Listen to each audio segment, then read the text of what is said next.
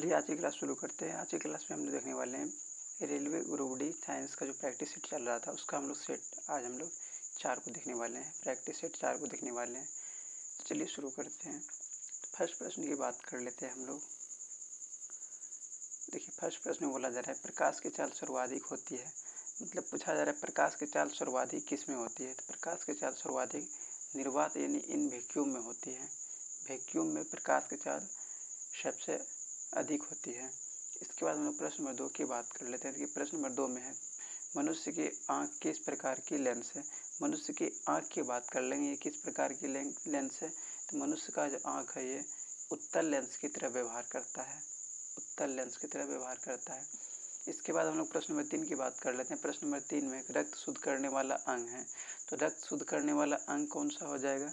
तो रक्त शुद्ध करने वाला अंग हो जाएगा गुर्दा। गुर्दा मतलब कि किडनी। किडनी जो होता है ये रक्त को शुद्ध करता है। इसके बाद हम लोग प्रश्न नंबर 4 की बात कर लेते हैं। प्रश्न नंबर 4 में है डीएनए का पूरा नाम है। तो डीएनए का पूरा नाम की बात कर लेंगे, क्या हो जाएगा डीऑक्सी राइबोस एसिड। डीएनए का पूरा नाम हो जाएगा डीऑक्सी राइबोस एसिड। इसके बाद हम लोग प्रश्न नंबर 5 की बात कर लेते हैं। प्रश्न नंबर 5 में है न्यूटन का प्रथम नियम कहलाता है। तो न्यूटन का प्रथम नियम क्या कहलाता है, जड़त्व का नियम कहते हैं। जड़त्व का नियम क्या होता है, अगर यदि कोई वस्तु अगर गति में है तो अगर यदि उस पर कोई बाह्य फोर्स नहीं लगाया जाए तो वो गति में ही रहेगा, और अगर यदि कोई वस्तु विरामावस्था में है और उस पर कोई बल ना लगाया जाए तो विरामावस्था में ही रहेगी।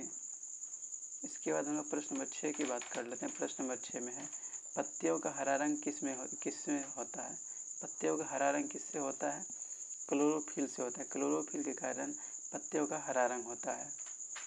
इसके बाद हम लोग प्रश्न नंबर 6 की बात करते हैं। प्रश्न नंबर 6 में है उगते सूरज की किरणें क्यों लाल दिखाई देती है। तो उगते सूरज की किरणें क्यों लाल दिखाई देती है, इसकी बात हम लोग बात कर लेते हैं।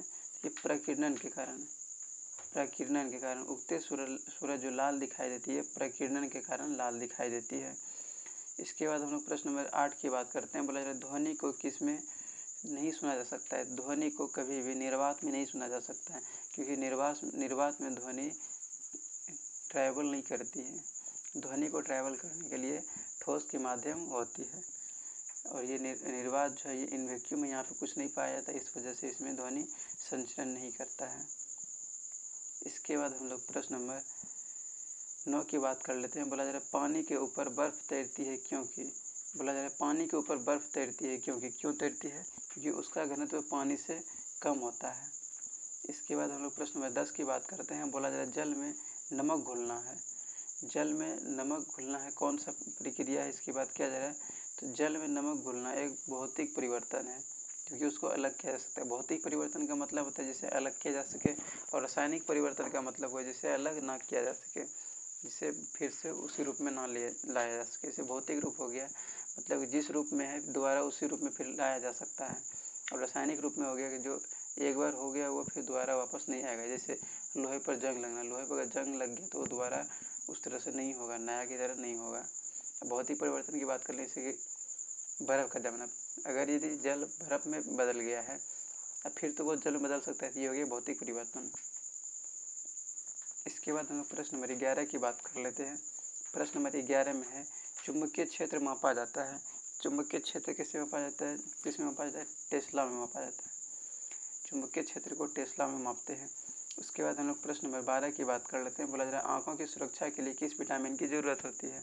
तो आँखों की सुरक्षा के लिए कौन सी विटामिन की ज़रूरत होती है, विटामिन ए की ज़रूरत होती है।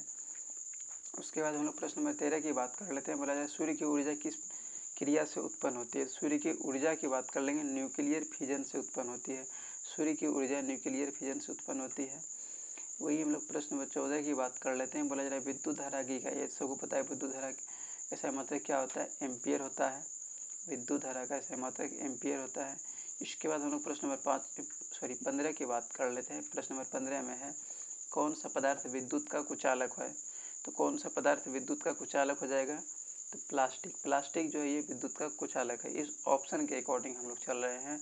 प्लास्टिक क्या है, प्लास्टिक एक कुचालक है। बाकी कॉपर जो है यानी तांबा को तो वायर होता है, तांबा का वायर होता है, एल्युमिनियम का भी वायर होता है। चांदी तो सबसे अधिक सुचालक है। सबसे अधिक अगर यदि किसी में करंट प्रवाहित होता है तो चांदी में ही होता है। तो इसमें कुचालक पूछा जा रहा था, प्लास्टिक इसका सही आंसर हो जाएगा।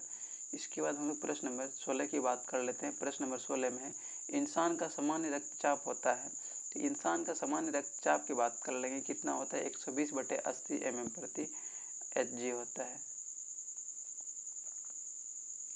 इसके बाद हम लोग प्रश्न नंबर 17 की बात कर लेते हैं। बोला जा रहा है किडनी यानी वृक्क की इकाई कहलाती है। किडनी यानी वृक्क की इकाई की बात कर लेंगे, क्या कहलाती है? नेफ्रॉन कहलाती है, नेफ्रॉन। इसके बाद हम लोग प्रश्न नंबर 18 की बात कर लेते हैं। बोला जाए बिजली की खोज किसने की? तो बिजली की खोज किसने किया है? बेंजामिन फ्रैंकलिन ने किया है। बिजली की खोज बेंजामिन फ्रैंकलिन ने किया है। इसके बाद हम लोग प्रश्न नंबर 19 की बात कर लेते हैं। बोला जा रहा है हवा में ध्वनि की गति होती है। तो हवा में ध्वनि की गति कितनी होती है? 330 मीटर प्रति सेकेंड होती है।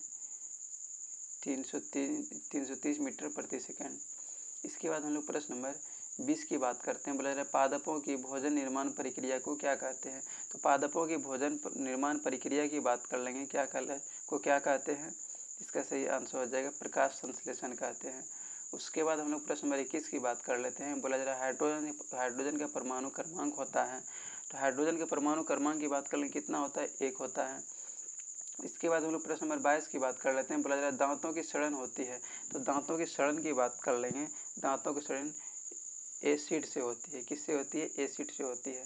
इसके बाद हम लोग प्रश्न नंबर 23 की बात कर लेते हैं। प्रश्न नंबर 23 में है जल वाष्प का घनीकरण किस तापमान पर होता है? तो जल वाष्प का घनीकरण की बात कर लेंगे, किस तापमान पर होता है? तो 100 डिग्री सेल्सियस पर होता है।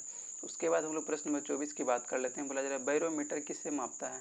तो बैरोमीटर की बात कर लेंगे, किससे मापता है? ये वायु दाब को मापता है। बैरोमीटर वायु दाब को मापता है। वहीं हम लोग प्रश्न नंबर 25 की बात कर लेते हैं और आज के सेट का सबसे अंतिम प्रश्न है।